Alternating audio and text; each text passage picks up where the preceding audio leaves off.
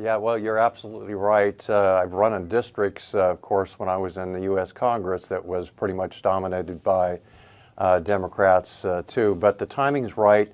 The issues are right. It's been 40 years since we have had a Republican governor here in Washington State. The seat is going to be open this time around. And I've looked at the race, and I really believe that the issues really line up with my experience.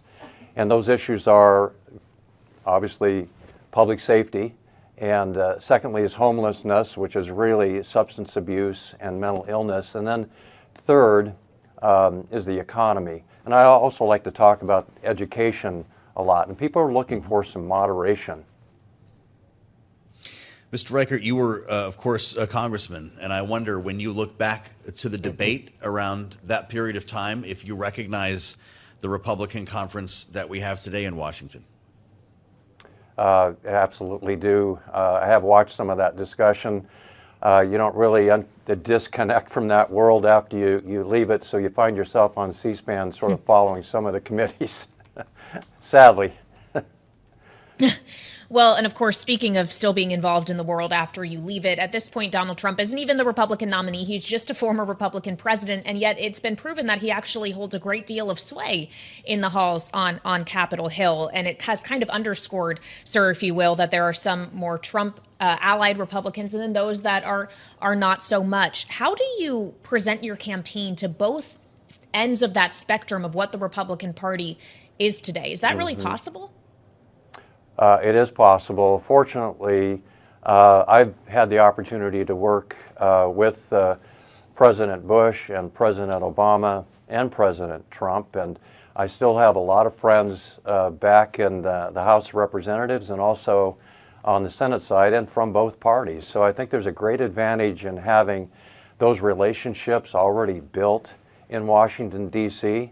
As a member of Congress for 14 years, I think that being able to carry our message of what Washington State needs and how we want to move forward here in a way that's really listening to every community here in Washington State and every viewpoint, which it hasn't happened. The government that we've had in Washington State for the last 40 years really has shut out the people of Washington State. You referred to, I think, your time in law enforcement, your career before you were in the world of politics.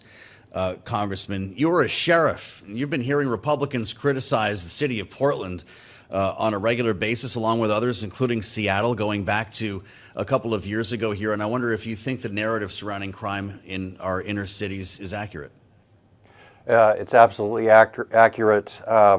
Everywhere I go in the state of Washington, this is the #1 issue that's been brought up, and that's crime and safety.